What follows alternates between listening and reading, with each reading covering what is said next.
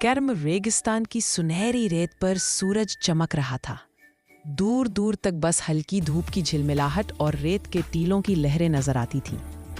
इसी रेगिस्तान में दो अनोखे दोस्त रहते थे, भोलू ऊंट और टिल्लू सियार। प्यारा दिखने वाला भोलू ऊंट बड़ा लंबा, पतली गर्दन, बड़ी आंखें और हमेशा मुस्कुराता हुआ। वही टिल्लू सियार छोटा, चालाक, चमकती पीली आंखें और ऊर्जावान शरीर वाला था। एक दिन टिल्लू ने भोलू से कहा, भोलू भाई, नदी के उस पार एक खेत है जहां बड़ा स्वादिष्ट खरबूजा उगा है। चलो खाना खाते हैं। भोलू भोलेपन से बोला, ठीक है टिल्लू भाई, पर वहां पहुंचेंगे कैसे? टिल्लू चालाकी से मुस्कुराया, तुम पर बैठकर। तुम तो इतने लंबे हो कि नदी पार करना तुम्हारे लिए आसान है। भोलू को भरोसा था, इसलिए वह मान गया। दोनों नदी की ओर चले। चमचमाता नीला पानी, उड़ते पंछी, हवा में हल्की चमक। भोलू ने टिल्लू को अपनी पीठ पर बैठाया और धीरे धीरे नदी पार करने लगा। टिल्लू तो खुश था, उसे बस खरबूजे खाने की जल्दी थी। मगर नदी के बीच पहुंचते ही भोलू बोला, टिल्लू भाई, मैं तैरता हूं तो पानी छप छप करता है। उम्मीद है तुम्हें पानी से डर नहीं लगता? टिल्लू झेंप गया, नहीं, डरता कहाँ हूं। लेकिन असल में उसे पानी से बहुत डर लगता था। खेत पहुंचकर दोनों ने खूब मीठे रसदार खरबूजे खाए।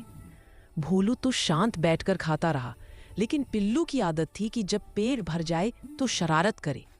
इस बार भी उसने आधी रात के अंधेरे में जोर जोर से हूं हूं हूं करने लगा। खेत के मालिक ने यह आवाज सुनी और डंडा लेकर दौड़ा। टिल्लू तो छोटी कदकाठी वाला था, तुरंत भाग गया। मगर भोलू बड़ा और भारी था, इसलिए वह जल्दी नहीं भाग पाया। मालिक ने उसे देखकर जोर से चिल्लाया, अरे मेरा खेत चरने आया है, और भोलू को खदेड़ने लगा।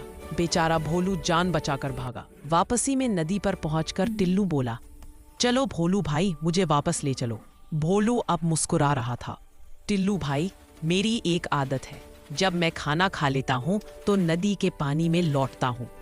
टिल्लू डर गया, ना भोलू भाई, ऐसा मत करना, मैं डूब जाऊंगा। भोलू शांत स्वर में बोला, जब तुम खरबूजा खाकर शोर कर सकते हो तो मैं पानी में क्यों नहीं लौट सकता? फिर भोलू ने नदी में लौट करने लगा तो टिल्लू नदी में डूबने लगा। फिर बड़ी मुश्किल से किनारे पहुंचा और भोलू भी उठकर किनारे आ गया।